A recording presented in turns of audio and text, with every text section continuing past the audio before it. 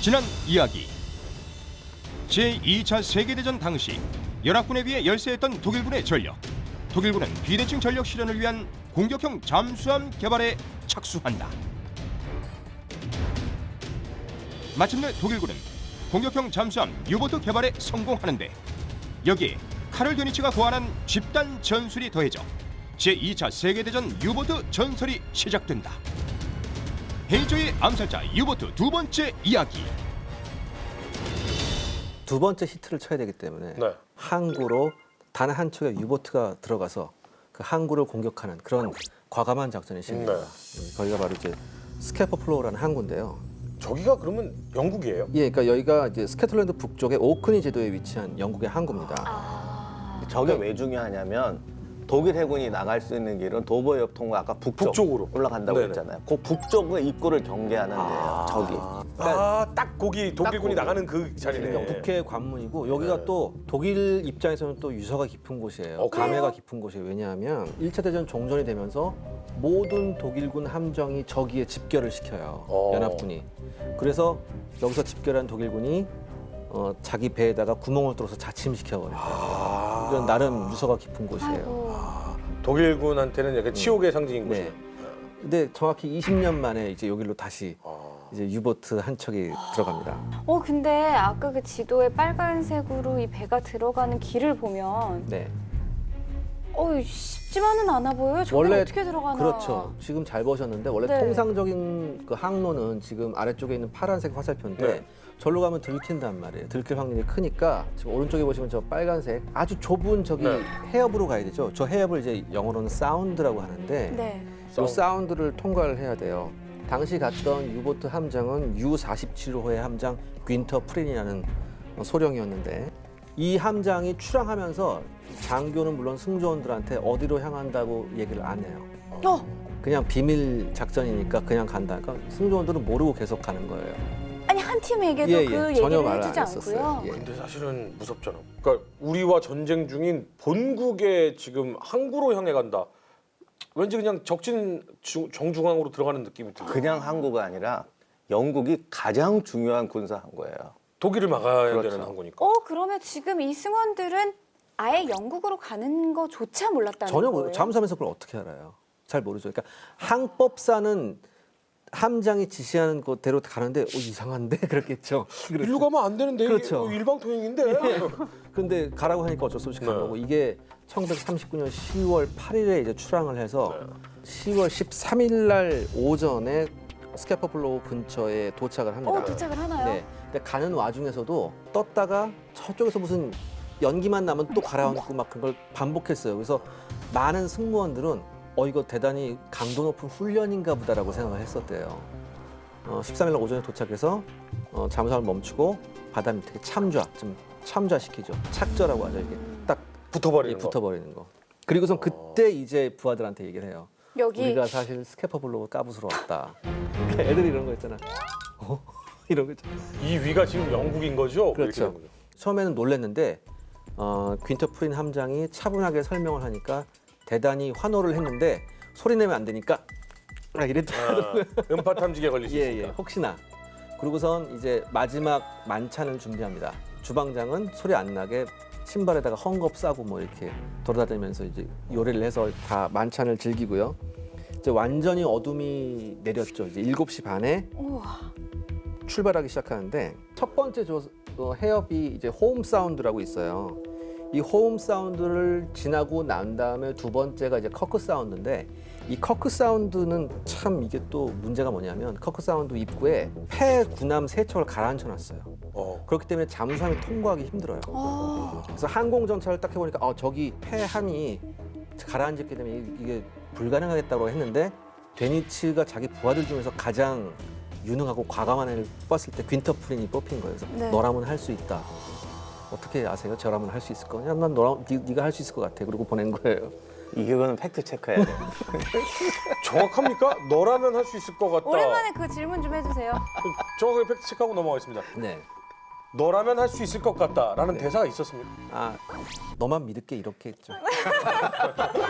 아 이게 독일군이 영화에 보면 맨날 이래가지고 네. 굉장히 수직적인 조직으로 알고 네, 있는데 네. 이건 영화에서 되게 과장된 거고 아. 독일군은 옛날부터 인문 연술이 발달해서 항상 네가 해라가 아니라 네가 할 수 있겠냐고 본인한테 물어봐요. 그리고 철저하게 본인한테 맡겨요. 그래서 만약에 저 못하겠는데요. 그러면 안 보내요? 그렇죠. 아, 그래서 진짜요? 뭐 우리 영화에서 보듯이 뭐 죽어도 가, 뭐 총통을 해서 나가 죽어 이렇게 하는 게 뭐 아니고 보통 그러잖아요. 네가 나가. 저 못하겠는데요. 빵. 다음 누구야? 이렇게 막 하는 것처럼. 그러니까 말로는 저 할 수 있겠습니다인데 이 뉘앙스가 진짜로 그 사람이 할 수 있냐 없냐의 의중을 묻는 건지 아니면 아니 진짜로 할 수 있다라는 지금 대답만 이런 하게끔 작전을 하는 이런 건지. 작전을 구상하는데 네가 할 수 있겠냐? 어.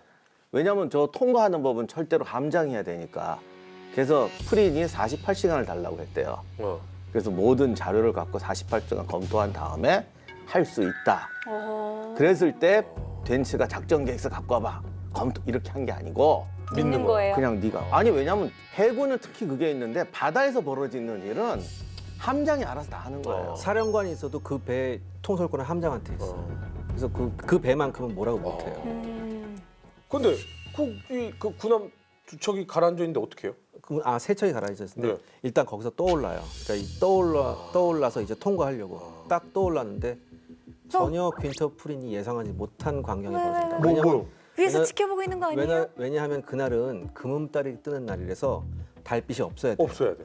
올랐더니 오로라가 비치는 거예요. 호루라가. 주변이 헌한 거예요. 어떻게 해요? 대낮같이. 그날따라 특이 오로라여가지고 대낮같이 밝았대요.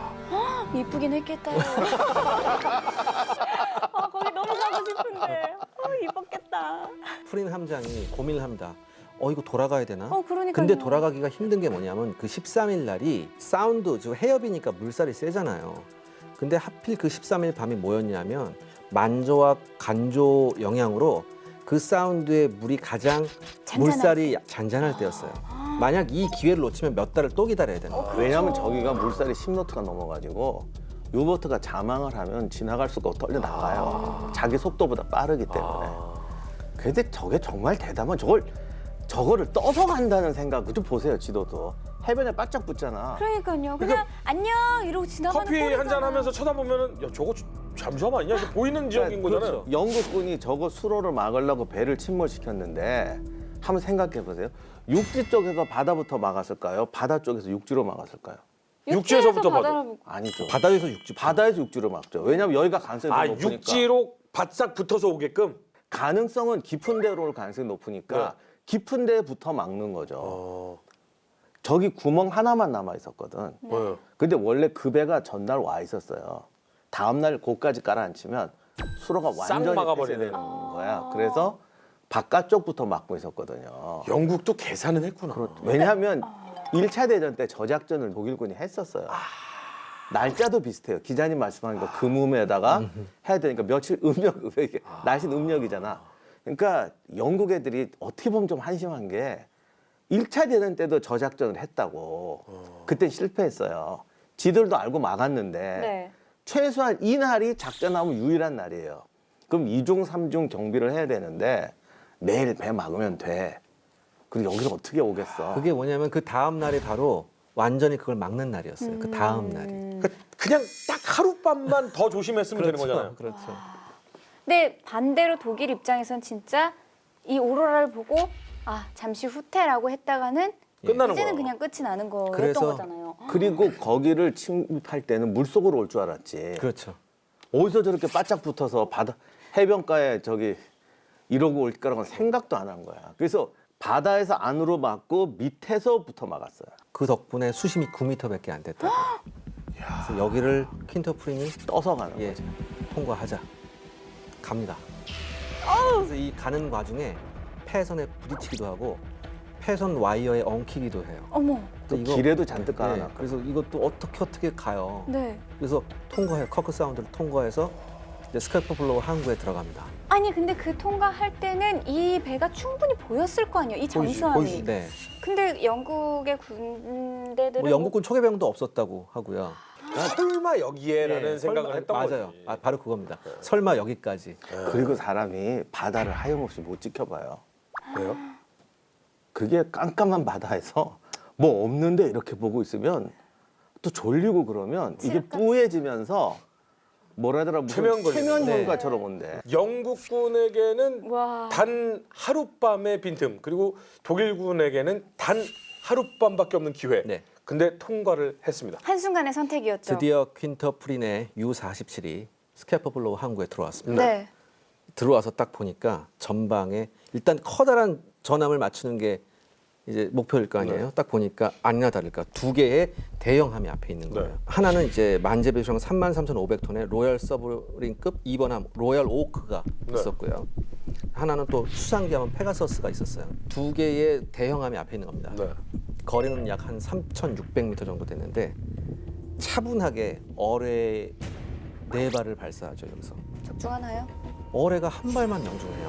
어? 근데 이게 명중한 것도 로열 오크의 함수 부분에 맞았긴 했는데 폭발이 안 일어납니다. 아이고. 왜? 아마 이게 닷줄에 맞았었나 봐요. 그래서 충격 정도 쿵 했는데 별다른 폭발이 안 일어난 거예요. 근데 아무튼 이 U-47은 어뢰를 쐈으니까 도망가야 될 거 아니에요. 네. 180도 변침을 해서 도망가면서 뒤쪽에서도 어뢰를 발사할 수 있거든요. 아. 그거를 발사했는데 그것도 또 빗나가요. 어떡해요. 다시 돌아가요? 아, 이제 실패잖아요. 네. 정말 그다음- 어렵게 들어왔는데. 그 다음에 뭐냐면은 아 이제 곧 영국군 구축함들이 벌떼같이 와서 펑내를 떨어뜨리겠구나라고 생각을 했는데 조용한 거예요. 왜 조용하지? 당시에 로열 오크함에 있었던 벤 대령이 어떻게 생각했었냐면 아 이게 무슨 배에 무슨 사고가 났나 보다 어뢰 공격이 아니라 이렇게 너무 생각을 했대요. 미미하니까요. 예. 폭발음이 안 들렸어요. 아니 거기를 워낙 배 다 깔아앉히고 했기 때문에 절대 못 들어온다고 생각했어요. 이게 말이 쉽지 한 척 공간이 있다고 해서 그게 아, 다닐 수 그렇죠. 있는 길이 아니거든. 그래서 만 안에 잠수함이 들어왔다는 생각은 일체 안 하고 뭐 고장 났나 보다, 펌프 터졌나 보다 이렇게 생각했대요. 그래서 다시 한번 이 프린 함장은 공격을 하기로 결심합니다. 그래서 다시 한번 배를 180도 돌아가. 돌려요. 와. 다시 한번 어뢰 4발을 발사합니다. 네. 이번엔 제대로 들어가죠. 아우. 완전히 항구 내가 완전 만신창이가 되거든요. 어뢰 4발이 다 터져서. 그리고 나서야 이제 영국군 구축함들이 움직이기 시작하는 이거 뭔가 왔구나. 그다음에 저쪽에 영국군 초계병이 무슨 차량 헤드라이트로 봤대요. 유보트를. 그래서 저게 뭐야? 잠수함이네? 이러고선 도망가서 지금 잠수함이 여기까지 들어왔다. 이렇게 얘기한 거예요. 난리가 난 거죠. 이제 막 구축함들이 잠수함을 찾으려고 막 이제 난리가 났어요. 이제 U-47은 도망가야 될 거 아닙니까? 갑자기 또 물살이 빨라지면 아, 근데 사실 아까 제가 봤을 때도 저 공간을 어떻게 가요라고 했던 게 네. 저는 울돌목이 생각이 났어요. 울돌목, 그렇지. 저 공간들은 진짜 이게 제가 실제로 가서 울돌목도 봤는데 육안상으로도 엄청 물살이 빠르다는 게 보이거든요. 근데 타이밍만 지나면 휩쓸려 가는 거잖아요. 일단은 뭐 어쩔 수 없으니까 전속력, 그다음에 배터리까지 총동원해서 갔어요. 근데 속도가 딱 1노트가 나옵니다. 물살 때문에. 반대로 들어오고 있어. 예. 어떡해. 그 꿈에서 막 무서워서 겁나 도망가는데 다리 안 떨어지는 그런 네. 느낌인 거잖아. 아니 나 이거 죽었구나라고 생각했어요. 그리고 곧 폭내를 뒤집어 쓰겠구나 했는데 의외로 영국군 구축함들이 엉뚱한 곳에다 폭내를 떨어뜨린 거예요. 영국군 구축함은 저기 밑에 통상진으로 저기다가 이제 떨어뜨린 거예요. 절로 도망간 거다. 근데 저도 아까는 들어올 땐 일로 들어와도 네. 나갈 땐 절로 가겠지라고 생각했거든요. 나도 저 왼쪽이나 밑으로 내려가겠지. 네, 이제 가는 거는 네. 빨리 가는 게 중요하잖아요. 퀸터프린이 생각을 했죠. 네. 어차피 저 통상로 입구 쪽에도 영국군 구축함대가 초계함이 있었거든요. 저기 가면 걸린다. 어차피 들어왔던 길로 나가야 된다고 생각했죠. 저기는 정말 중요한 기지고 1차 대전 때 독일군이 한번 습격했던 데이기 때문에 영국은 나름대로 철저하게 방어를 하고 있었어요. 그러니까 그렇게 안심푹하고 있었던 거죠. 그리고 놀랍게도 이 U-47은 들어왔던 길로 유유히 빠져나가요. 그러면서 이제 퀸터프린이 뭐 항해 일지를 쓰는데 아직도 스캐퍼블로의 불빛이 보인다 뭐 이렇게 써놨고 무사히 항구로 돌아옵니다. 와. 완전 영웅이 되는 거죠. 기사 철십자 훈장이라고 있어요. 그 철십자 십자가 훈장 위에 이렇게 칼이 2개가 이렇게 겹쳐져 있는 거 있어요. 그 훈장을 받고 당시 준장이었던 데니츠는 소장으로 진급을 하죠. 준장에서 소장. 예. 근데 저 사건이 저거로 끝난 게 아니에요. 데니츠가 얼마나 대단했냐면 저기를 쳐요. 그러면 배들이 다 피난을 갈 거 아니야. 네. 항구가 뻔하잖아. 군항에 들어갈 거니까. 저기에 모여있던 주력 함대가 분산되니까 네. 그거를 대비해서 얘들이 갈 항구를 예측을 하고 거기다가 유보트를 미리 보내서 기뢰를 쫙 깔았어요. 가다가 터져요 그러면. 예를 들면 이거 공격받았으니까 저쪽으로 피난가. 네.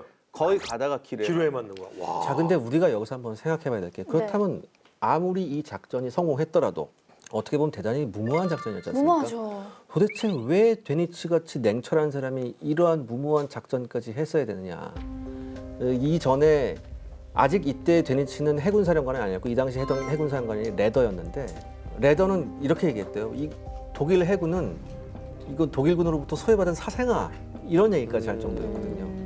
그러니까 이 해군 사령관 레더가 이제 사임을 할 때 히틀러한테 뭐라고 얘기했냐면 제발 우리 해군을 괴링으로부터 지켜주세요. 이런 얘기까지 히틀러한테 할 정도였다고 하더라고요.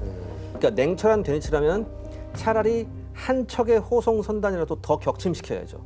그게 정상적인데도 불구하고 이런 작전을 할 수밖에 없었던 건 그만큼 당시의 유보트 함대의 전력이 너무나 쪼그라들어 있는 상태였기 때문에 뭔가 어필할 게 필요했었어요.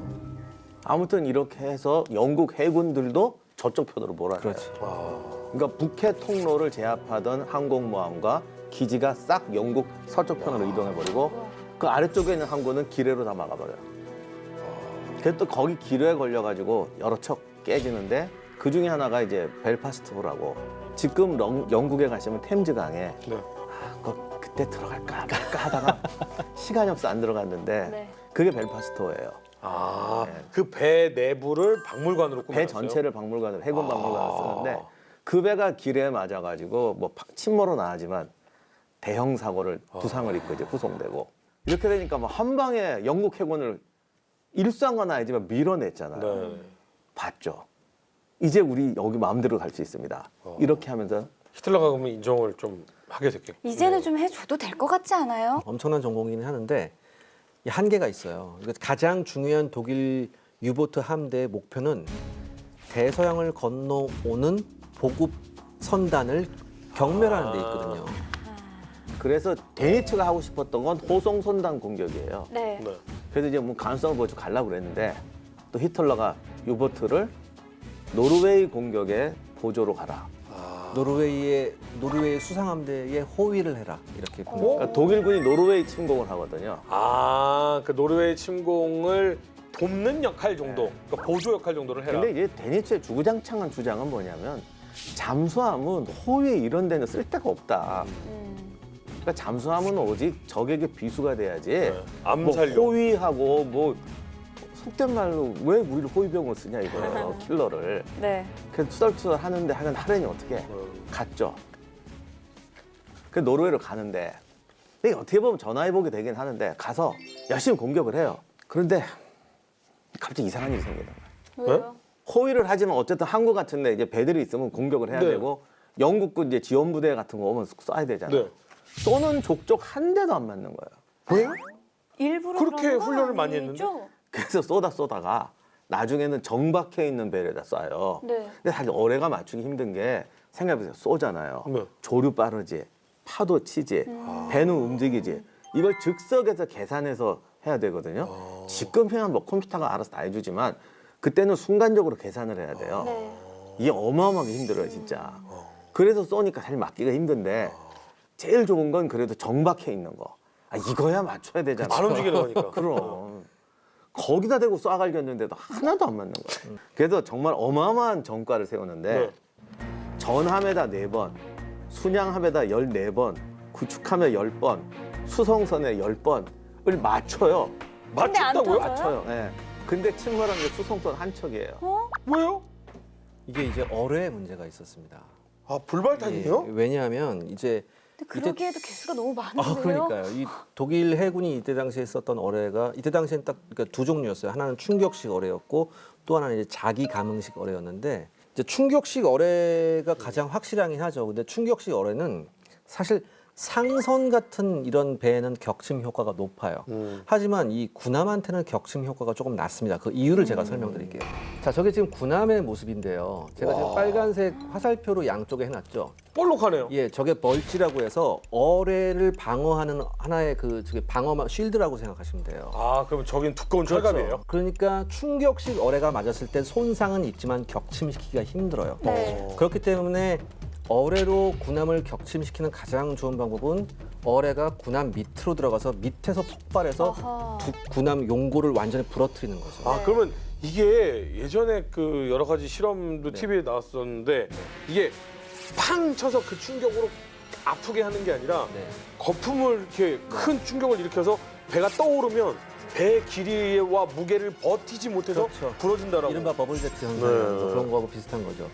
그렇기 위해서 그러니까 한마디로 한 발의 어뢰로 완전히 군함을 격침시키기 위해서 이제 자기 신관 어뢰를 써야 되는데 근데 이게 성능이 좀 안 좋았어요. 그 밑에 가서 정확하게 터져야 되는 거예요. 예, 그렇죠. 네. 그러니까 이게 너무 일찍 터지거나 아니면 그냥 지나쳐 버렸다고요. 아. 근데 그게 그 당시 진짜 오버 테크놀로지 같아.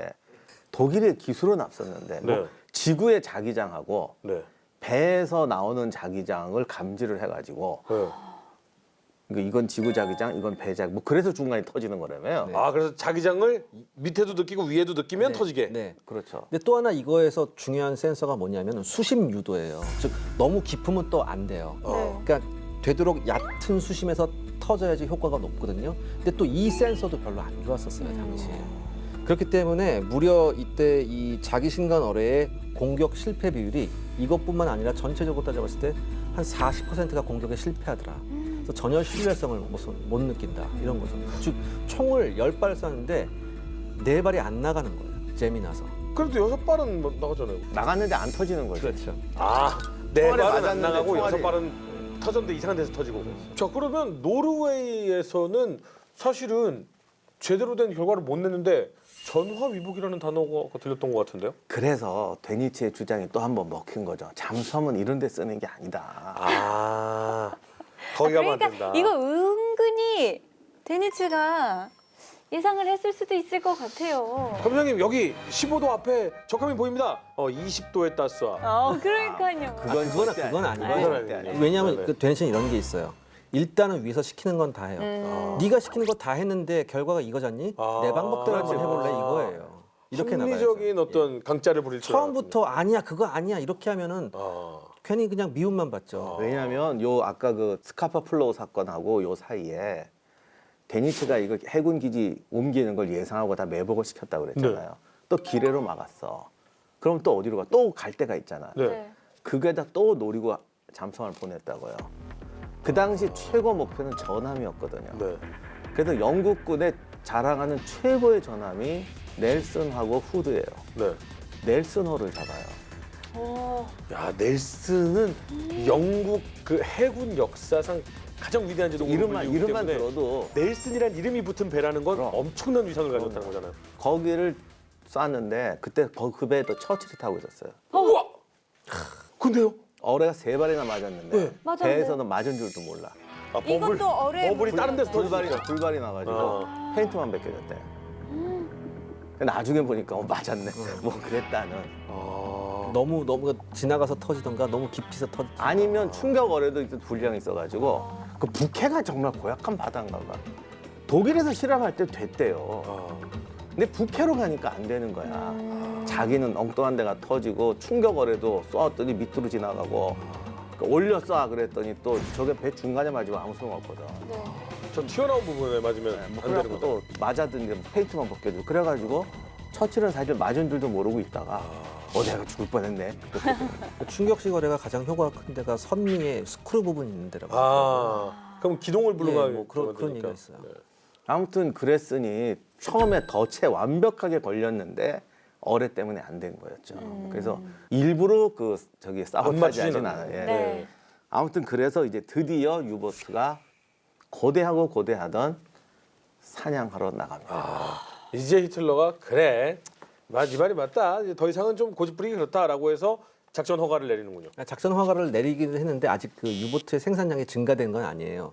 아 그냥 있는 거 가지고 하라. 근데 여기서 한번 또 보여줄 필요가 있었죠. 또 히트 쳐야 돼요. 그래서 그렇죠. 히트를 한 3번 쳐야지. 메가 히트가 돼야 이게 되는데. 독재자한테 히트 한 번 쳤다고 딱 이렇게 안 돼요. 한 서너 번 해야지. 어우 그 독재자는 근데 히트를 안 치고 사고만 치는 애도 유독 이뻐하는 때도 많이 있어요. 그게 아이러니죠. 그러면 이제 또 뭔가를 찾으러 다녀야 되는 겁니까? 데니스가 포로가 될 때부터 자기가 생각했던 전술, 즉 여러 척의 잠수함을 한 곳에 집결시켜서 호송 선단을 공격하는 방법. 잠수함 선단을 만드는. 네. 그러니까 그 1차 대전 끝날 때 포로로 잡혀서 철책문 열고 들어가는 순간 깨달았다라는 그 작전.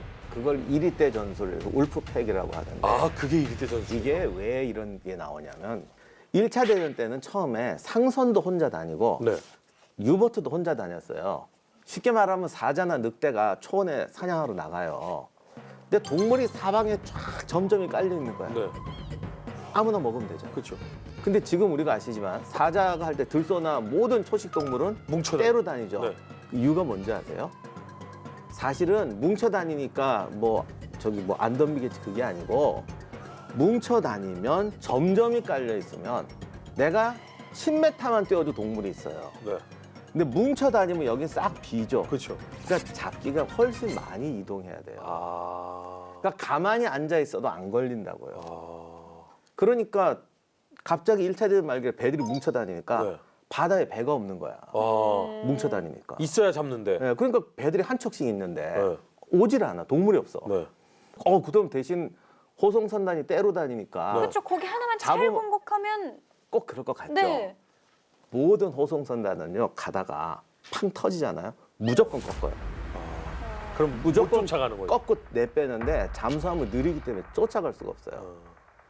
그러니까 때를 만나도 한 척밖에 못 잡아요. 그래서 데니츠가 생각하기를 반드시 집단으로 덮쳐야 된다. 그래서 한 번을 발견해도 다 같이 잡아버릴 수 있게. 이거를 데리치가 지금 생각을 한 거죠. 그렇죠. 근데 생각대로 이게 실행이 돼야 히트인 거죠. 이게 쉽지가 않은 게 뭐냐면 가장 중요한 게 그러려면 통신이에요. 각 그 잠수함끼리 통신을 하거나 아니면 네. 그 모항에서 통신을 해서 그 모항에서 다시 네. 다른 지역에 있는 잠수함을 불러들여서 그쪽으로 보내야 되는 그 거죠. 오징어잡이 안테나 그거 예, 예. 실패했다면서. 네, 그래서 네. 그건 1차 대전이고 네. 2차 대전 좀 그냥 안테나만 올리면 되는 네. 거예요. 같이 이렇게 잠망경 안테나가 있으니까. 네. 근데 이걸 생각해야 돼요. 만약에 적 선단을 발견하고 독일군 잠수함이 유보트가 통신을 보내면 그거를 영국군이 감청할 수 있단 말이죠. 아하. 그러니까 이것도 고려를 해야 돼요. 통신 기술은 오히려 영국이 발달했다. 예. 근데 그러니까 나중에서야 개발하는데 처음에는 이걸 영국이 잘 못했어요. 비근한 예로 1942년에 지중해에서 데니츠가 이탈리아 해군의 잠수함을 같이 해가지고 이 울프팩을 한번 해봤는데 네. 통신을 날렸더니 이틀 동안 단 한 척의 이탈리아군 잠수함도 안 나타납니다. 영국이 중간에서 아니요, 얘네가 받았는데 딴 애가 가겠지. 그리고 안 갔다고 하더라고요. 그리고 이게 미루기. 이게 우리 생각처럼 통신 딱딱딱 하는 게 아니고 예를 들어 내가 봤으면 바로 오는 게 중계가 되거든요. 네. 그럼 얘가 뭐 단파로 보낸대. 그럼 이쪽은 장파로 보내고 이건 또 단파로 보내고 엄청 복잡해요. 왜요? 안 들키려고. 아. 짧은 기간에 장파 단파 하면서 그 당시에 그 단파 수신기 기술은 영국이 최고였고 독일이 좀 떨어지는 편이어서 가장 흔했던 방법이 이제 모항에다가 무선을 보내서 모항이 다른 곳에 있는 잠수함을 불러들이는 그렇죠, 방법이 그렇죠. 가장 쉬운 방법이었던 네, 안전할 거더라고요. 것도 같고. 예, 예. 근데 여기 영화 보면 그냥 이러고서 또 하니까 뚜뚜뚜뚜뚜뚜뚜뚜. 전화 거는 것처럼 하는 줄 아는데 중간에 그 장파 단파도 엄청 받고 이게 그 사인이 있다고 그러더라고. 독일군은 그거를 했다라는 거잖아요. 훈련을 어마어마하게 시키죠. 근데 이탈리아군은 그걸 듣고 네가 나아가. 오래됐다. 야 뭐라냐? 이제 단파는 배웠는데 장파는 안 배워가지고. 아무도 안 하고. 그러면은 이제 때로 모여서 중요한 건 뭐냐면 네. 40년 초까지 아직까지 바다에서 작전을 펼칠 유보트 숫자가 많지가 않았어요. 그러니까요. 25척이라면서요. 근데 오히려 그 스케퍼블로 다음에 영국이 공포에 떨어요. 무슨 얘기를 하냐면 처칠 회고록도 있거든요. 네.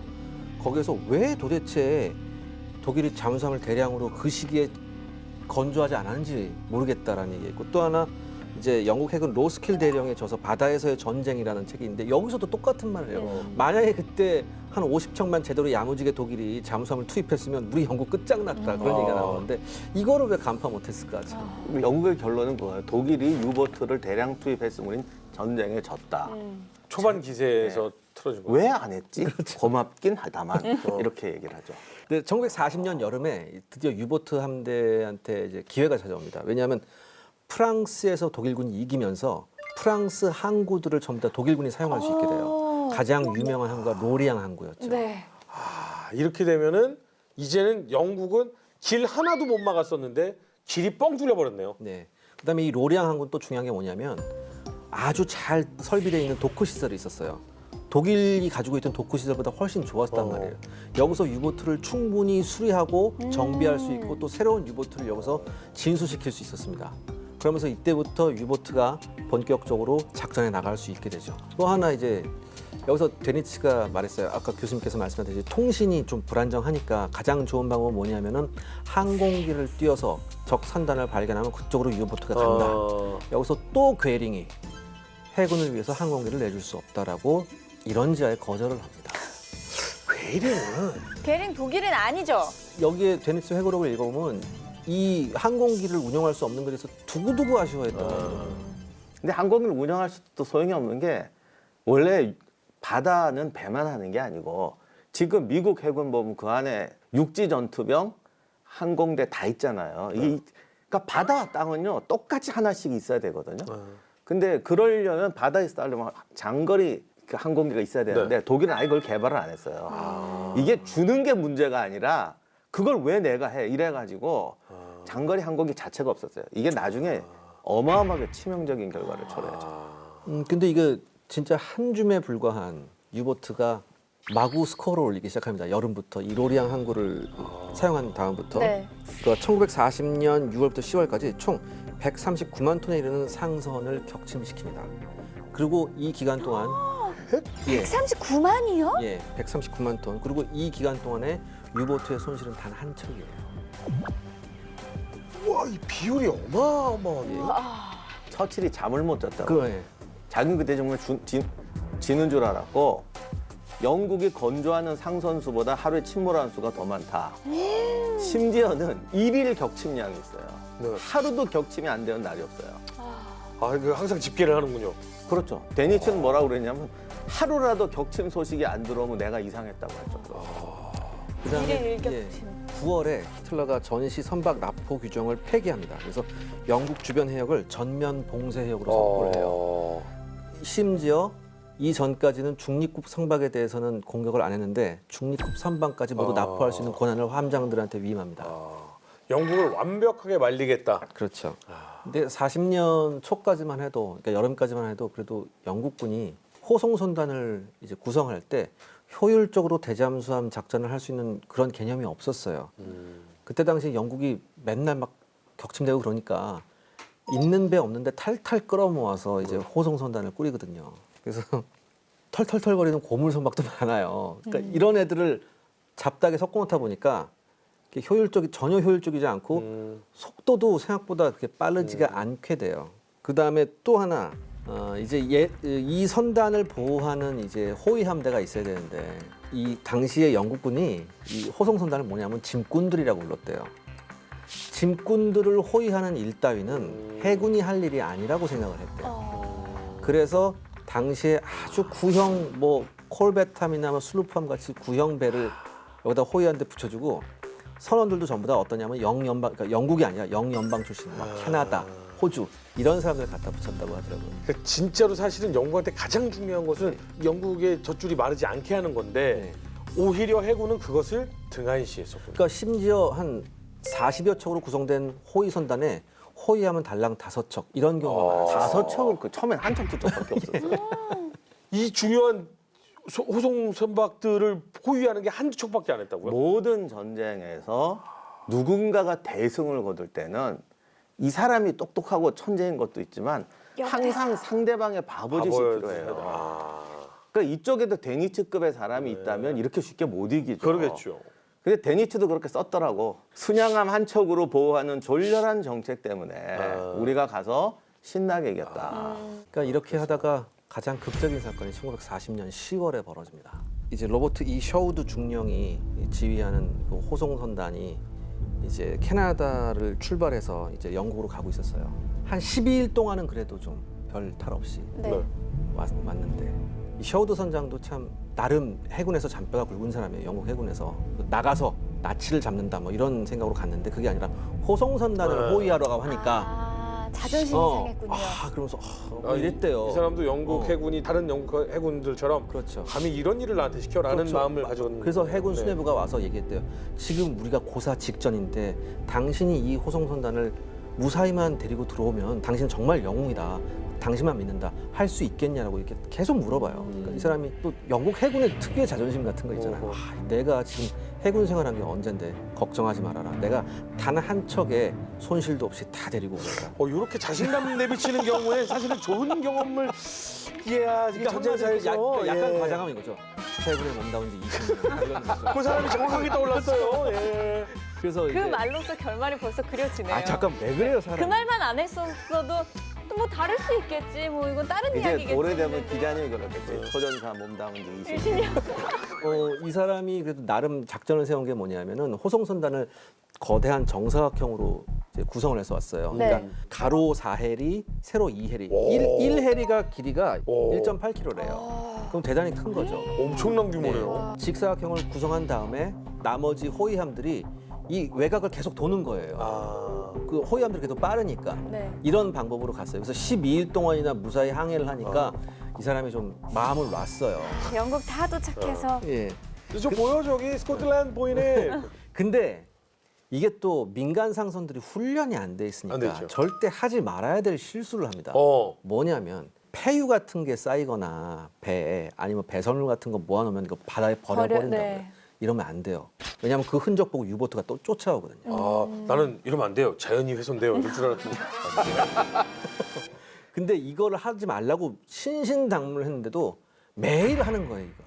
그래서 결국은 유보트한테 발각이 되는군요. 그렇죠. 이게 이리한테. 네. 그때가 1940년 10월 16일 자정 무렵이었습니다. 네. 이렇게 정확한 기록이 남아 있네요. 네, 왜냐하면 이건 이 유보트 같은 것도 전부 다 항해 일지를 쓰거든요. 그렇게 정확히 남아 있어요. 네. 하인리히 블라이히로트 소령의 U-48이 요 선단을 발견합니다. 네. 그래서 이 하인리 함장이 천천히 그 선단 주위를 세심하게 관찰을 딱 해요. 네. 무조건 공격 안 해요, 독일군이. 선단에서 바깥쪽에서 부산하게 왔다 갔다 하는 호위함이 보이는 네. 거예요. 제가 없을 때 공격을 해야겠구나. 또 없을 리가 없잖아요. 아니 이거잖아요. 너무 여기 해리가 돌아왔을 때 아. 줄넘기 하듯이 돌리고 가면 들어가잖아. 네. 그러고 나선 조용하게 그 선단을 따라 붙으면서 조용하게 떠올라요, 밤에. 네. 안 보일 거 아니에요? 그때 이제 모항으로 타전합니다. 지금 어디에서 적 선단 40척 발견. 딱 그래요. 모여라. 이렇게 딱 해요. 그리고 그때까지 자기가 공격을 해서 좀 속도를 늦춰야겠다는 생각을 해요. 그러니까 이 배가 가고 잠수함이 따라 붙으려면 이게 네. 가까이 오는 데까지 시간이 많이 왜냐하면 걸리니까. 조금만 더 가면 이제 안전지대로 도착해버리니까, 들어가니까. 예. 그래서 공격을 이제 세 척의 수송선을 공격을 해요. 근데 그중 한 척이 유보트로서는 운이 좋게 유조선이었어요. 맞자마자 얘가 대낮같이 하면서 모든 선박들이 뿔뿔이 흩어져 버려요. 엄청난 공포 효과를. 네. 몇 척의 호위함들은 뿔뿔이 흩어졌던 함대를 다시 선박들을 다시 찾아야 되고 네. 두 척이 이 U-48을 추격을 합니다. 네. 근데 이제 자문소에서 도망을 갔거든요. 근데 계속 추적을 하는 거예요. 어쩔 수 없이 다시 한번 U-48의 함장은 하인리 함장은 이제 참좌시켜요. 그 바다 밑바닥에 어. 네. 폭내가 엉뚱한 데 떨어지는 거예요. 그래서 다음 날 되니까 이거 다시 한번 공격을 해도 됐구나. 또 떠올릅니다. 아침 7시에 다시 한번 떠올랐어요. 그래서 네. 수송선단이 보이길래 공격을 딱 하려고 했는데 갑자기 영군 항공기들이 나타나요. 그래서 급히 자망을 했어요. 근데 이미 항공기한테 포착이 당한 상황이었고 호위함들, 영국은 호위함들이 쫓아오기 시작합니다. 구축함들이 네. 쫓아오기 시작해서 이제 에스딕 소나를 쏘기 시작합니다. 우리가 영화 보면 왜 핑 소리 나는 거 있어요. 잠수함 영화 보면 그게 바로 그 소리예요. 이게 잠수함 승조원들한테는 죽음의 사신의 소리예요. 그게 반사돼서 돌아가면은 그렇죠. 내 위치가 예, 설정. 그렇죠. 어쩔 수 없이 다시 한번 해저에 가라앉아요. 딱 가라앉아서 이걸 소나가 지나가길 기다리고 있는데 다시 이 하인리 함장이 선원들한테 야 지금부터 취침 딱 하고 자기는 선원들 앞에서 당황하지 않는 걸 보여줘야 되잖아요. 소설책을 읽어서 꺼내서 딱 읽기 시작합니다. 눈에 들어오나? 안 들어오지. 안 근데 정말로 그 의연한 모습을 보여주기 위해서 야 진짜야 자라고 했지만 그때 당시에 선원들이 본 모습은 이거 아닐까요? 왜 앉아? 재밌네. 그런데 하나도 안 들어오는 거예요. 자, 그렇게 되는데 무려 8시간을 이렇게 버티고 있다가 완전히 실종이 돼요. 왜냐하면 구축함이 찾다가 자기 선단이 이동을 하니까 그걸 쫓아갔다고요. 그럼 떠올라야 될 거 아니에요. 그쵸. 근데 안 떠올랐어요. 왜 이걸 어떻게 할 수 있냐? 연락을 받고 6척의 유보트가 왔는데 네. U-47로부터 어떤 연락도 못 받았다는 보고를 올라가요. 그러니까 이렇게 됐구나. 그러면 모인 유보트라도 선단을 공격해야겠다. 이렇게 아이, 결심을 하죠. 간 줄 알았구나. 나머지 유보트들은 얘가 격침당했구나 이렇게 그렇죠. 생각했군요. 맞습니다. 아. 그래서 이제 17일 날 다시 밤에 속속 집결한 유보트들이 공격을 시작하기로 합니다. U-38, 그다음에 U-101, U-100, U-123, U-47. U-47은 아까 스캐퍼블로 해서 그 유보트였죠. 네. 그다음에 오토 크레치머라는 아주 유보트 에이스의 U-99까지 현장에 도착했고 그래서 총 6척이 공격을 시작을 하죠. 이게 U-48이 최초 보고한 이후에 40시간이 지난 상태예요. 와. 요 밤이 지나가면 완전 안전 지역으로 들어가요. 이제 공격을 시작하는데 잠수함이 함교를 딱 내놓고서 어뢰를 쏘기 시작합니다. 어뢰가 수송선에 맞으면서부터 이제 공격이 시작되는 거예요. 계속해서 어뢰를 쏘면서 가는데 그 오토 크레치머라는 이 함장이 대단한 사람이에요. 이 사람은 여기서 어뢰 써봤자 많이 못 잡는다. 우리가 선단 한가운데로 들어가자 그래서 자기 잠수함을 선단 한복판으로 몰고 들어가요. 근데 잠수함에는 그때 당시에 대포가 달려 있었거든요. 네. 이 대포를 돌려서 막 쏘면서 어뢰 쏘고 대포 쏘고 난리를 쳐요. 아니 중간에서. 보여준다는 거예요? 자기를? 그렇죠. 예. 또 이게 밤이니까. 근데 이렇게 되는 거예요. 그 상선 중에서는 무장산성도 있었거든요. 네. 근데 무장산성에는 대포가 있다고요. 뭐가 지나가면서 자꾸 대포를 쏘니까 이 사람도 알죠. 지금 적 잠수함이 여기 와서 하는구나. 그래서 무슨 실수를 저지냐면 조그만 실루엣만 보면 쏴 제끼는 거예요. 자기 편을 쏘는구나. 수송선이 맞고 적침되고 시작합니다. 근데 완전히 난장판이 되는 이게 거예요. 아마 저 유보트 해전사에서 거의 유일한 상황일 거예요. 이게 맨날 벌어지면 얼마나 좋겠어요. 근데 생각처럼 쉽지가 잠수함이 않아. 그 선단 안으로 들어가서 고개를 내밀고 쏜다는 것 자체가 근데 저는 그 전에 이 오토 크레치머가 그 선단 중앙에 들어갔을 때 이 역시도 마찬가지로 다른 유보트들의 어뢰로 이 잠수함이 맞을 수도 아니죠. 있잖아요. 왜냐하면 선단이 둘러싸고 있으니까 가운데는 맞을 필요가 없죠. 바깥 어차피 이 안까지는 어뢰가 안 들어오는 거지. 좀 유보트는 이게 낮아서 영화처럼 어뢰로 맞추기가 어마어마하게 힘든데 하여간 이 오토 크레치머는 역대 잠수함 에이스 중에서 최고 기록이죠. 그래서 44척에 26만 6,629톤, 666이네. 근데 이 유보트 전체 전과가 318척이에요. 인간 혼자서 10몇%를. 더 기가 막힌 건 이 사람이 나중에 얘기하지만 1941년에 포로가 돼요. 그건 좀 그 나중에 뒤로 나와요. 전쟁을 4년을 더 했는데 네. 이 기록이 안 깨져요. 그러면 포로가 됐으면 영국인들에게 몰매 맞아서 아니요. 가거나 이 사람은 나중에 서독 해군으로 복귀해요. 복귀해서 나중에 서독 해군에 또 지휘관이 돼요. 그래요? 네, 1940년 10월 17일 밤이 영국 해군한테는 아주 악몽의 밤이었습니다. 총 35척의 수송선 중에서 18척이 격침됩니다. 그에 반해서 단 한 척의 유보트 손실도 없었어요.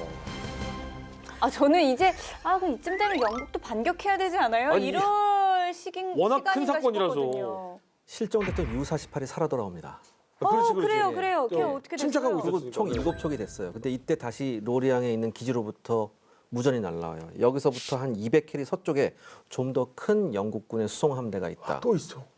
보고가 와요. 근데 영국군으로서는 다행인 게 대부분의 유보트의 어뢰가 바닥이 난 상태였어요. 네. 그러니까 어뢰가 남아있던 U-47, U-38, U-123 이 세 척만이 그 다가오고 있는 선단을 공격을 해요. 근데 하필이면 이 다가오고 있는 선단이 49척으로 구성된 유조선 선단이었습니다. 큰일 났네. 네. 공격이 다시 시작됐습니다. 순식간에 12척의 유조선이 가라앉습니다. 유조선은 그냥 불이 붙는 순간 그냥 예, 폭발하면서 2차 피해가 많았다고 하더라고요. 무려 이 7척의 유보트가 이틀간의 전투에서 30척의 호송 선단을 격침시킨 겁니다. 그나마도 두 번째 날은 사실 몇 척 가지도 않은 거잖아요. 세 척 간 거잖아요. 자, 이렇게 돼서 항구에 복귀했더니 항구가 난리가 납니다. 완전 영웅이 됩니다. 축제죠. 그렇죠. 그리고 이 기회를 통해서 히틀러가 유보트의 생산량을 늘리라는 지시. 드디어. 이제야. 어휴. 너무 다행인 거지. 아, 그쵸. 이제야 늘린다는 게 너무 다행인 거지. 그렇죠, 맞습니다. 만약에 1년만 더 빨리 이렇게 됐다면 전쟁은 어떤 방향으로 흘러갔을지도 몰라요. 근데 늘리는 것도 뭐 조금 늘고 계획은 총 느는데 1년에 25척 정도였기 때문에 네. 그러니까 총수가 중요한 게 아니라 몇백 척 만들어 좋습니다. 네. 10년에 걸쳐 이렇게 되는 거예요. 아. 더욱 놀라운 건 당시 유보트 함장을 제외한 유보트 승무원들 평균 연령이 19세였습니다. 그러니까 이런 친구들 데리고 나가서 근데 애초에 목표는 300척이었잖아요. 네. 근데 그게 다 되지도 않음에도 불구하고 이렇게 얼마나 다행이야. 했- 이게 했으니. 진짜 얼마나 놀라운 다행이야. 비밀이 있는데 1940년 5월에 최초로 출교 대서양 이제 네. 이걸 대서양 전투라고 그러는데 상선 사냥을 5월에 시작하거든요. 네. 요때 12월까지가 소위 영광의 시기, 독일군이 하는 유보트의 영광의 시기라는 때인데 매달 격침 기록 갱신하면서 나가요. 그런데 이때 활약하는 잠수함 로테이션 시킨다고 그랬잖아요. 이때 바다에서 활약한 유보트가 몇 척이냐? 아까 보니까 뭐 U-99도 있고 100 몇십 그건 몇도 있고. 특별한 경우고 평균. 그거는 그냥 그러니까 특별하게 모인 것이고. 그러니까 우리가 생각하는 게 U100까지 있으면 유보트가 100척까지 있지 아니에요? 않을까? 아니에요. 유보트 타입별로 붙는 번호의 순서예요. 근데 쩐이었어. 25척밖에 없다고 했으니까. 처음에 20 몇 척으로 시작했잖아요. 돌려야 되잖아요. 그럼 3분의 1로 치면은 실제로 바다에서 활동한 건 6척에서 8척. 우와, 이 두 손이 채 안 되는 거네요. 그러면 저 지금 영국 상선단을 잡으러 간 그게 전체 그냥 운용 병력이었네요. 그거 가지고 6개월 동안에 수백 척을 침몰시켜. 그러니까 드니치 말이 맞는 거죠. 만약에 100척이 우글거렸어 봐요, 실제로. 그렇죠. 그러면 뭐 이건 전쟁이 끝나버리는 거죠. 야, 그러면 10배, 무조건 10배 이상이니까 100 몇십 척이면 1000 몇백 척이 그렇죠. 와, 그냥 영국은 배가 없었겠다. 그렇게 없었죠. 됐어요. 이때 이것도 뭐 거의 절반 이상이 침몰했다고. 절반 이상이 영국은 상당수의 호송선을 이 당시에는 캐나다한테 빌렸던 상태예요. 네. 자기네는 지금 배를 탈탈 털어도 없어요. 지금 수송선이. 그러니까 이게 간단히 말하면 기름 다 빼고 식량이 60% 깔아앉으면 식량이 40%만 들어오는 거예요. 전쟁에서 국민이 굶기 시작하면요. 이건 진짜 이게 힘들어요. 영국 국민이 굶을 정도로 수송이 그렇죠. 왜냐면 그때 제가 영국은 예전에 한번 무조건 말씀드렸잖아요. 임산부한테만 계란이 지급되던 시절이었어요. 이때 영국은. 보통 사람들한테는 예, 계란이 지급이 안 됐어. 계란이 모자라서. 계란보단 그냥 밀을 좋아하는 사람이 있어요. 근데 저 갑자기 궁금한 게 사실 베르사유 조약에서 네. 이 유보트를 더 이상 재건하지 말아라라고도 했잖아요. 네. 근데 지금 독일이 어겼잖아요. 네. 이것에 대해서 연합국이라든지 아니면 이 국제법상으로 뭐 이 독일에 대해서 뭐라고 할 수 있는 건 없었나요? 다음 이야기. 유보트에 대항하기 위해 영국의 최첨단 기술력을 총동원하는데 새로운 전술과 기술로 무장한 영국. 대서양 전투 2라운드에 막이 오른다. 유보트 세 번째 이야기. 그럼 영국은 계속해서 이렇게 비리비리하게 당하게 됩니까? 영국이 그럴 영국이 아니죠. 아니죠. 대수상용 레이더를 최초로 개발해서 이걸 배에 탑재하기 시작합니다. 멀리 떨어져 있는 유보트의 조그만 함교를 탐지해낼 수 있는 고성능 레이더였어요. 그래서 영국이 새로운 전술로 이제 무장을 대서양 전투의 2라운드가 시작합니다. 호위함의 숫자가 정말 부족했기 때문에 자존심을 구기고 미국한테 국어를 아닌 국어를 좀 해야 되죠. 그랬더니 독일이 또 기가 막힌 작전을 하나 벌어요. 뭐요?